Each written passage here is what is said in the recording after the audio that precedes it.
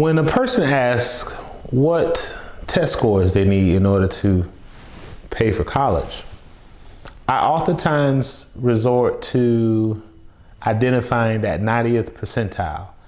And what I mean by that is, let's say you think you're the hot stuff, based on testing, middle school, elementary. You might be exemplar or distinguished. You might be the valedictorian that tries to only take regular classes and, not push yourself with honors and AP. But when it gets to that SAT, ACT, I refer to it as the truth serum.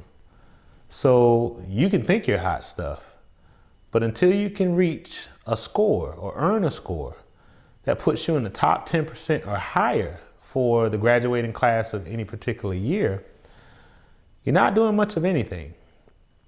So if you were to take the ACT and earn a 30 or higher, or you take the SAT and earn about a 1350 or higher, that'll put you in good standing. And, your GPA can range, from, I guess, a 2.5 in extreme scenarios, but you want to ideally be at a 3.2 or better. You can pretty much get into almost any school in the country.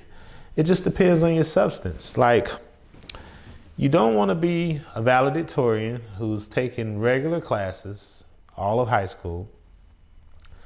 You don't want to be top 10% and the only thing that you've done is band or ROTC, or you had a part-time job. Now, I can understand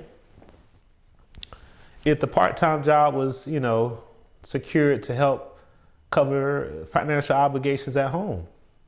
Those are things you can write about.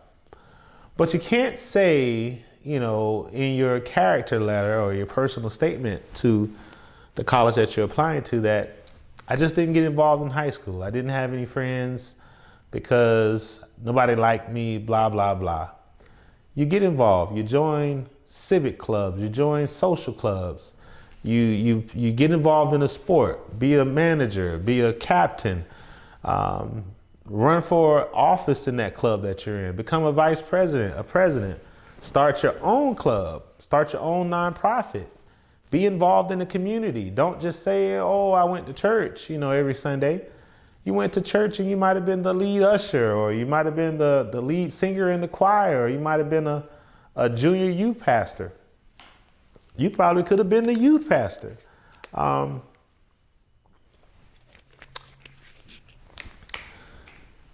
You want to be able to show that you have some substance about you in your experiences from pretty much about 8th grade through 12th grade. And again, it could be 11th grade because some of y'all are trying to graduate early. But that's what you need in addition to that achievement.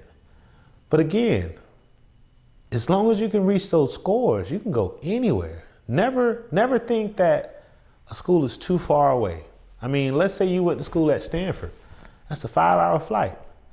And, any family that has a child that's at Stanford on a full ride, I'm sure wouldn't mind spending the $500 to go see that baby once a year. Now, once you're out there in Palo Alto, it's not like you're going to be in the middle of nowhere. I mean, you might have to get to know people, but you'll be okay. Let's say if you flew up to New York City. I got a student at Columbia. She's loving it. I guess a flight from New York's probably about 3 hours. But again, if college is free, what's the plane ticket? Go. We don't care if you want to go to UGA. That's about an hour and a half drive from Atlanta. Or you might want to be in Georgia State, down there where all that traffic is in the city. I know for me, my top 5 schools based on my travels would be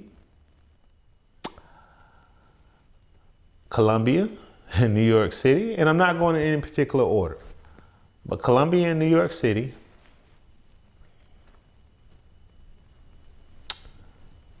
I would have to say Stanford out there in Palo Alto, California.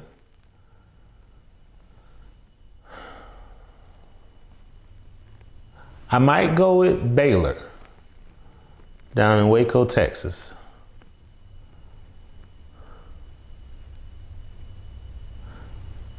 Nah.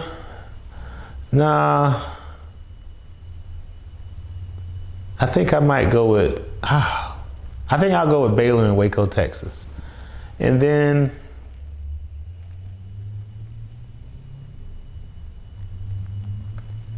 North Carolina A&T. Yeah, I went to Bethune-Cookman and FAMU, but A&T is doing their thing. I got one more, right?